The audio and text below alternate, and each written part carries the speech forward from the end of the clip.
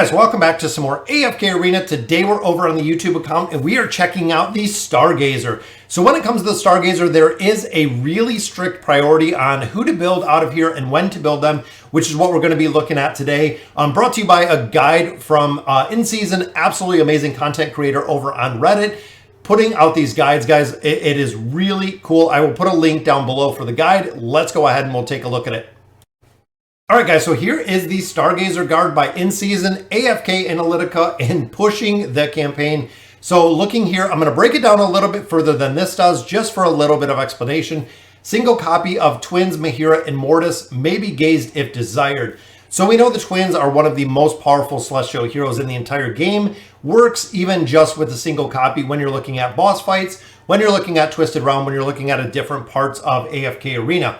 Same with Mortis. Mortis will work without having the signature item, without having the furniture. One single copy will be all you need when you start out. Now, this changes when you start seeing survivability issues with these heroes. If they're dying out much faster than you need them to within team comps, it is time to build them up a little more. Same with Mahira, guys. Mahira has the Mesmerize ability as her ultimate ability. It is really the focus of the hero build. Just having her unlocked is going to work, especially early game if you do get an early pull.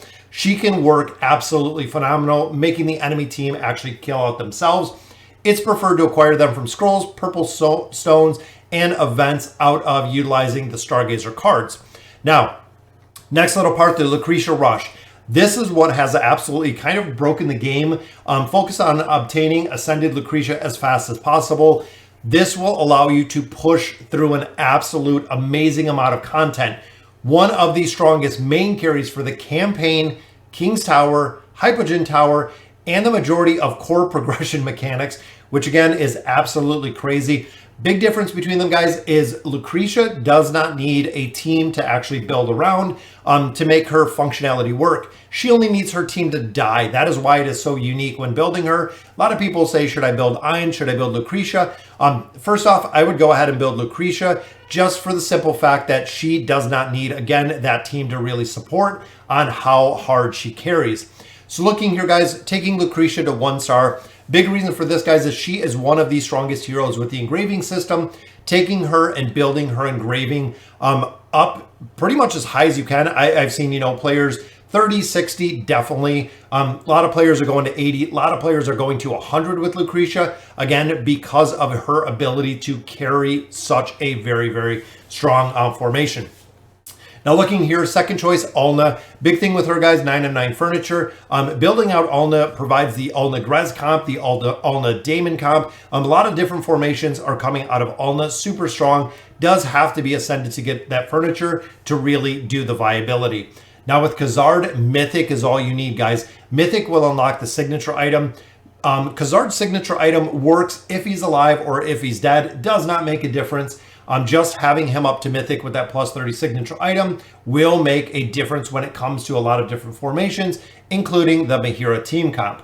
Now looking here, Zolrath. Of course, Zolrath has to be ascended. 3 of 9 furniture is a big requirement, which really brings his functionality of when heroes enter the battle, delaying the amount of time, allowing you to get set up, allowing you to have a little bit energy regeneration within there, delaying the battles. Then it comes to building Mortis. Mortis is a hero, again, really strong buffer within an AFK arena. There will come a point where he does have to be built up a little bit higher to be able to work. We've seen him working in a couple different formations, especially recently within the Eins and Albedo comp. Eins gets to a point where he's not doing enough damage to actually kill out the enemy, so you have to spot in Mortis to essentially buff up Eins, allowing him and giving him that damage buffer to take out the targets that you're looking for. Next one, of course, is Mahira. Once you have that first copy of Mahira, you're going to build her out a little bit more. You're going to start building out her signature item. But the combination of Khazard and Mahira will work absolutely successful, even just at Mythic. Again, I really go by the general thought that if you're having Khazard and if you're having Mahira die out really fast, that's the point where you build them up a little bit higher, is if you're having issues with survivability. And I'm not talking once or twice when you try a team comp within the campaign. When you're getting into 30, 40, 50, 60, 70 team comps or attempts at a stage and they are not cutting it because they're dying too quick, might be a time to build them out a little bit more. Then we have Helios. So Helios or Halso, or however you say it, very strong when it comes to building him out. Signature item, does work well. Furniture in the engraving, guys. The plus 60 engraving on him is absolutely broken from what a lot of players have said. I haven't gotten to the point of building him up that high, but a lot of players have said he is absolutely phenomenal building him out. Now, a lot of heroes in here, we don't have Mizoth, we don't have Leofric, we don't have Zekas. There's a lot of heroes that really don't make the priority list because it comes to the point that once you build the core heroes that you see right here, just like in season displayed, there is kind of an advanced hero build. Heroes can be built in whichever order you desire. Most of them are pretty prevalent when it comes to the comps, and that is the reason, guys. Lucretia, actually taking her up a little bit higher, adding more stars, especially if you have that engraving factor, because the engraving will give her more crit. More crit is, of course, going to just skyrocket the damage that she is doing. Mortis in here, taking him up to Ascended, putting even a star on him, again, to unlock that engraving piece when it comes to Mortis. Plus 30 engraving is what I see most frequently on Mortis when he is built. Now, Zafriel, he is kind of a very unique one, because when you look at the team up here and you look at the dynamic, what did we miss? It is the Celestial Tower, guys. Zafriel and Athalia are two of the biggest primary damage dealers within the Celestial Tower. You really do want to push both the Hypogean Tower, which is with Lucretia. Zafriel will do absolutely amazing within the Celestial Tower, allowing you not only to get more emblems, but also to allow you to get Stargazer cards within there, which is a big priority because this is the cycle that continues, guys. Once you have Zafriel built and you can use them within the Celestial Tower, you'll get more cards, allowing you to build other heroes. Which, again, you'll get to a point, which we talked about earlier, Mahira and Khazard will be built up a little bit higher to really do the scaling within the campaign. Then we have Frampton, guys. A lot of players say, is Frampton worth it? Yes, Frampton is worth it. Frampton does require a pretty solid build out. You can even see him there with 1 star due to the engraving.